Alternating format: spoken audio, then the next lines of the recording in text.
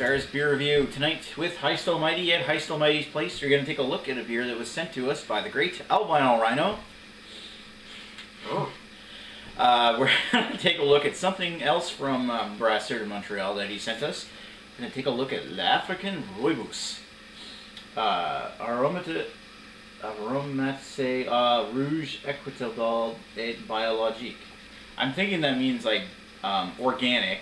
Yeah, it's, red tea. This was like, yeah, aromatisé is like something along the lines of like aroma. Flavored, but for aroma. Flavor. I think it's a verb we don't really have in English. With red tea, yeah, fair trade and biological. Fair trade, right? Yeah. Okay. Same spiel as the last one. Same spiel. Brasseur, Montreal was founded in 2008. So I've had I had to remind myself what it tasted like because it was a while ago. But Dave's Adventure Ale for Picaroons was seasoned with well, not seasoned, but aromatisé. Yeah, with Rooibos tea, which is red tea. So it's actually a common ingredient to use in some cultures in place of hops before hops became really widespread. It's almost unheard of now, but some craft brewers, such as Picaroons and Brasseur Montreal, have taken to using it in some beers. So, should be interesting to try. And why don't we? So, thanks again to the Rhino for sending us this particular bottle. It's definitely interesting to try something, well, interesting. Hopefully it's still good. I've had this in the fridge for, what, 2 months now? Reminds me, I gotta send that beer mail. Dregs. Some are good, some are good. No, it definitely looks like a wheat. Maybe a little more red than usual in a wheat, but looks an awful lot like that one last one we reviewed, the Amber. Except it's for it's a little lighter, yeah. The head's definitely white. Yeah, it's kind of like this, like a peach color. It's kind of like almost yellowy orange but it's hazy and kind of darker in the center. Looks like a wheat beer. Yeah, it does look like a wheat beer. I don't think it's actually made with wheat, though, is it? Sure it is. It is? Oh, yeah, it actually says wheat beer. Yeah. Cool.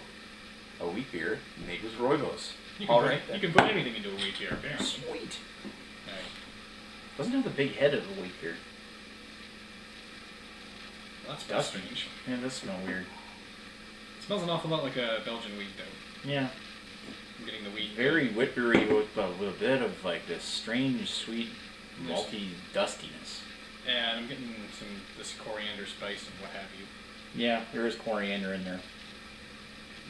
A little bit of banana. Banana. Hint of citrus. I don't know, whatever the tea's supposed to taste like, I'm not getting a lot of it in this smell. I am getting a little bit of like an herbal kind of smell, like this. I'm getting a slight kind of caramely sort of thing going on. Yeah, like a light sweet with a little bit of like it almost smells like herbal tea kind of smell, but not quite. And I imagine that's the Rooibos, but it's not very strong. No. Down the hatch? Down the hatch. Down the hatch.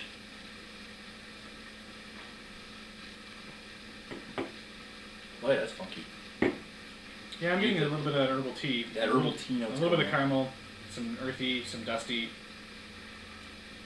The coriander is there, but there's so much other stuff going on that it isn't too overpowering. It's got this citrus tartness almost.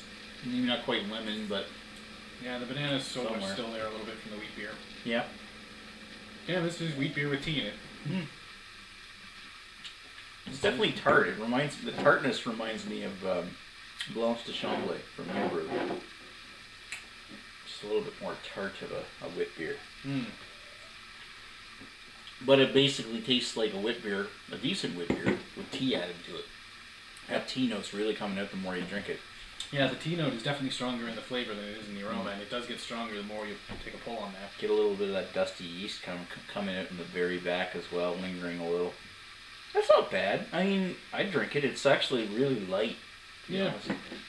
Yeah, this is kind of going roughly the same territory the last one did, where I like it, but I don't love it. Mm. So as such, I think I'm going to have to go 3.5 again. 3.5? I'm going to agree with you this time. I'd drink it again. Oh, yeah. If I were handed, I'd probably even buy it again, but I mean, it's not incredible or anything. It's just good. It's interesting.